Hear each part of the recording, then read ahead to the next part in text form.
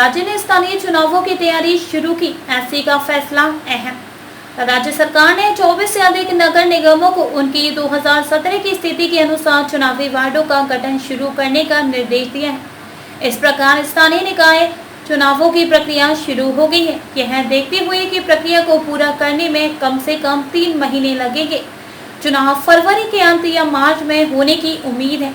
यह ध्यान रखना महत्वपूर्ण है कि सुप्रीम कोर्ट 28 नवंबर को एकनाथ शिंदे देवेंद्र फडणवीस कैबिनेट द्वारा लाए गए चुनाव संबंधी संशोधन को चुनौती देने वाले याचिकाओं पर सुनवाई करने वाला है और याचिकाकर्ताओं के पक्ष में फैसला आने से सरकार को सब कुछ नए सिरे से शुरू करने के लिए मजबूर होना पड़ेगा।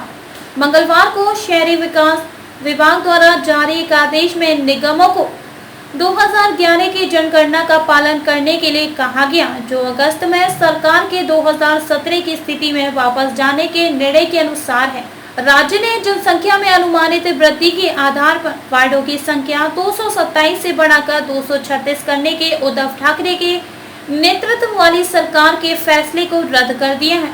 ज्यादातर नगर निगमों में वार्डों की सीमाएं 2011 की जनगणना के आधार पर ही रहेंगी।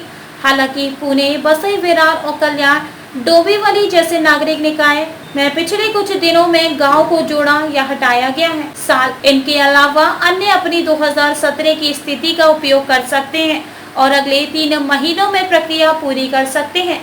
उस स्थिति में चुनाव फरवरी के अंत या मार्च में हो सकते हैं। यूडीडी के एक अधिकारी ने कहा, राज्य चुनाव आयोग के एक अधिकारी ने कहा कि सरकार ने चुनावी वार्ड बनाने के लिए अपनी शक्ति के भीतर प्रक्रिया शुरू कर दी है।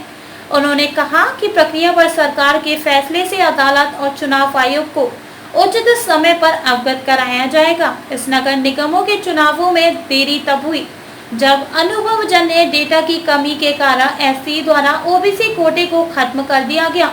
कोटा बहाल कर दिया गया है। मुंबई सहित लगभग 10 स्थानीय निकाय मार्च से प्रशासकों के अधीन है, जबकि 5 वर्ष से अधिक समय से प्रशासक के अधीन है। हिंदुस्तान के लिए HTE पेपर पढ़ने के लिए यहाँ क्लिक करें।